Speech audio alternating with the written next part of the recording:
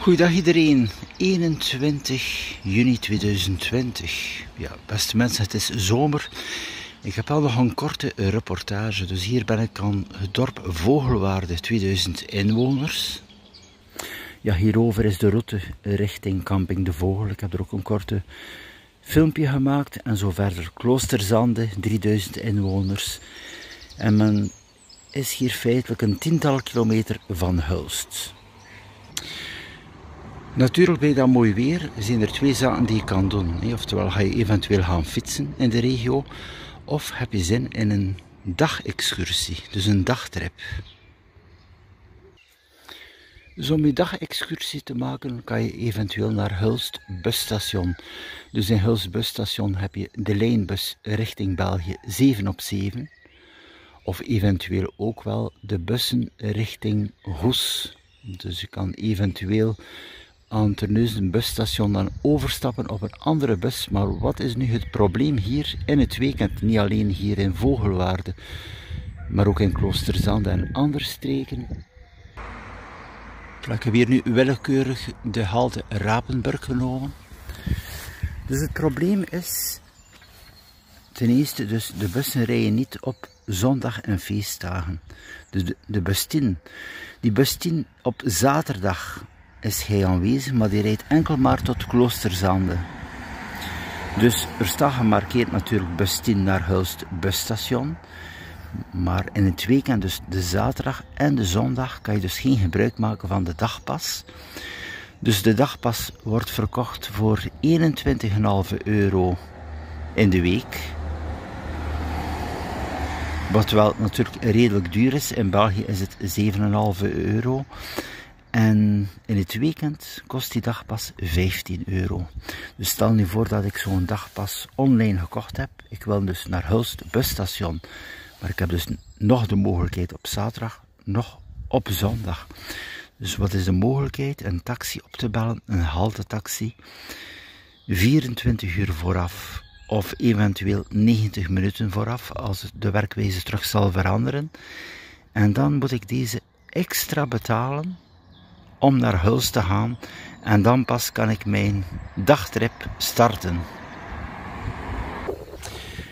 Dus ja, toerisme in de eigen streek, dus laten we zeggen om de steden te gaan bezoeken, is niet mogelijk in het weekend. Ik zeg, je hebt geen busverbinding, je moet naar Hulst gaan. Je kan natuurlijk wel eventueel met je fiets naar Hulst gaan, of met eigen transport, en dan je dagpas starten. Maar dat is de bedoeling niet. Ik zeg, als je een dagpas betaalt, is het echt een dagje uit. Van de morgen tot de avond. En dat is hier niet mogelijk. Ik zeg Hulst, 28.000 inwoners met de omringende dorpen plus minus. Dus als je niet in Hulst centrum bent, laten we zeggen, dan kan je gewoonweg niet weg. Dus waar is de logica van te zeggen, bezoek Zeeland, doe toerisme in eigen streek, in eigen land, als je geen verbinding hebt. Ik ben hier terug aan het rondpunt, even buiten het dorp. Dus rechterkant Hulst 8 kilometer, linkerkant Terneuzen. Dus die bussen waren er vroeger aanwezig, de zaterdag, de zondag tot 22 uur. Ik zeg nu nogmaals, de zomer is begonnen. De mensen zijn al maanden opgesloten geweest door de crisis. Nu is het moment al dat men zegt van een dagtrip zou best leuk zijn. Ik zeg de dagtrip in de week, het is wel kostelijk, €21,5 per persoon. En het weekend 15. Maar hoe wil je? Dus je moet van hier naar Hulst gaan om je dagtrip te starten. We hebben natuurlijk wel prachtige fietspaden, maar ik zeg, als je een dagtrip wil doen, ergens in Zeeland, toeristisch, is toch niet de bedoeling dat je eerst je fiets moet gebruiken, 10 kilometer tot Hulst, en dan dat je trip kan beginnen. Stel nu dat je met je gezin bent, met kleine kinderen erbij en zo verder. Ik zeg, zoals in België, ik zeg de formule, je vertrekt een dag met de bus of met de trein, maar er moet toch wel verbinding zijn. Zo, om die reportage af te werken, ga ik nu vlug naar het busstation van Hulst om meer duidelijkheid te geven. Tot zo dadelijk. Zo, ik ben ondertussen hier ongeveer op 5 kilometer van Hulst. Moet ik zeggen, het probleem is niet alleen maar voor de bewoners rond Hulst, maar is ook wel nog het toerisme. Dus het toerisme heeft hier een bekende camping, De Vogel, in de regio. Zo, ik ben hier terug aan de Zandstraat, busstation Hulst. Dus voor ons hier de bus van de lijn, die rijdt 7 op 7, komende van Sint-Niklaas. Oftewel kan je dus van hier teruggaan naar België. Maar de andere bussen, de bus 10, die rijdt niet zaterdag en zondag. Dus dat was al voor de crisis zo. Dus wat wil dat zeggen? Iedereen die woont rond deze regio kan dus niet meer naar Hulst met de bus.